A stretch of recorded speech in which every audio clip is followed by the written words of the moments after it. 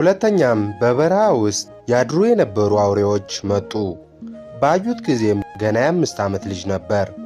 እርሱም እኔ ልጅ ነኝና አትፍሩ፣ አትደንግጡ አላቸው። ከእናቴ ቤት ከመቀመጥ ይልቅ ከእናንተ ጋር መኖርን ፈጽሜ ወደድኩ። ሁሉን ለጌታዬ ትቻለሁና ለወዳጆቹም ወዳጁ ያደረገ እናንተን ሰጠኝ አላቸው። ነገር ግን በዚህ ጊዜ ስሙ ዘንዶ የሚባል አንድ አውሬ የሕፃኑን ቃል አዋረደ። ከማደሪያውም ገብቶአልና ለእርሱ አልሰግድም አለ።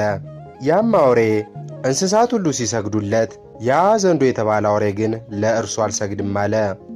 ያም አውሬ ይህንን ሕፃን ይጣላው ዘንድ ሰይጣን በቅናት አነሳስቶታልና። አባታችንም በእርሱ ላይ የመጣውን ያ አውሬ በሰይጣን ቀናት ሁሉንም አውሬዎች እንደ መከራቸው ከሩቅና ከቅርብ እንደ ሰበሰባቸው አወቀ። ከዚህም ቀጥሎ አባታችን አባ ዮሐንስ ጸሎት ሲጸልይ የምረዳህ እኔ ስላለሁ አትፍራ፣ አትደንግጥ የሚል ቃል ከሰማይ መጣ። የምታሸንፍበት በትርን ውሰድ፣ ጽናና ታገስ፣ በአራዊት ሁሉ ላይ የሰለጠንክ ትሆን ዘንድ አሰልጠንኩህ። በዚህም በትር የመስቀል ምልክት አለበት። ዘንዶ ቢቀርብህ በአፉ ውስጥ ያለ ትዕቢቱን ነገር ይሸር ዘንድ ባርከው፣ እኔም አሳፍረዋለሁ። መልእክቴን ስለሰማህ በልዩ አውሬው እጅ ውስጥም አልተውህም የሚል ቃል ሰማ። ዳግመኛም የእውነት ወይም የጽድቅ ጋሻን ሰጠው። ከዚህ በኋላ ያ አውሬ ጃርትን አስከትሎ የበረሃ አውሬዎችን ሁሉ በኋላው አስከትሎ መጣ። ዘንዶም አባታችንን አይቶ ወደ እርሱ ቀረበ።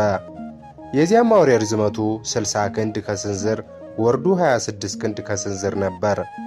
ግርማውም እንደ አንበሳ የሚያስፈራ፣ ዓይኖቹ እንደ እሳት ግለት ነበሩ።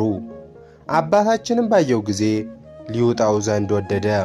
አባታችንም በአብ በወልድ በመንፈስ ቅዱስ ስም እባርክሃለሁ እያለ በመስቀል ምልክት ባረከው። በባረከው ጊዜ ያ ዘንዶ ኃይሉ ደከመ፣ መርዙም ተሻረ።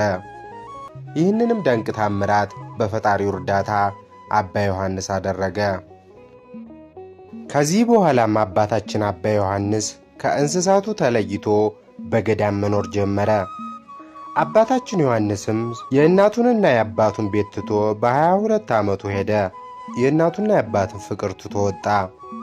በኤስድሮስ መምህር ቤት ገባና መማር ጀመረ። 150 መዝሙረ ዳዊት፣ 15ቱን መኃልየ ነቢያት፣ 5ቱን የሰለሞን መኃልይን ተማረ። በዚህም የሕይወት ዕድሜው እስኪፈጸም ድረስ በሌሊት በየጊዜው 40 ጊዜ መዝሙረ ዳዊትን ይደግም ነበር። የማብሰል ሥራን፣ የወፍጮ ሥራን፣ እንጨት መፍለጥን፣ ውሃ መቅዳትን ተማረ። የመዝሙረ ዳዊትንም ከመማር ጀምሮ የረድህነት ሥራንም ተማረ። እንጀራ መጋገርን፣ ወጥ መሥራት፣ ነጭ ስንዴ ማዘጋጀት አዋቂም ሆነ። ለማኅበሩ ለኤስድሮስ ቤተሰብ ሁሉ መጋቢንና የአብሳይነትን አለቃም አገኘ። ቸር የሆነ እንደዚህ ያለ ሰው አልተገኘም። መዝሙረ ዳዊትን እያነበበ ማድጋዎችን ይዞ ሄዶ ውሃን ይቀዳ ነበር። ወደ ቤት እስኪመለስ ድረስ አንድ ጊዜ 150ውን የዳዊት መዝሙር ይደግምም ነበር።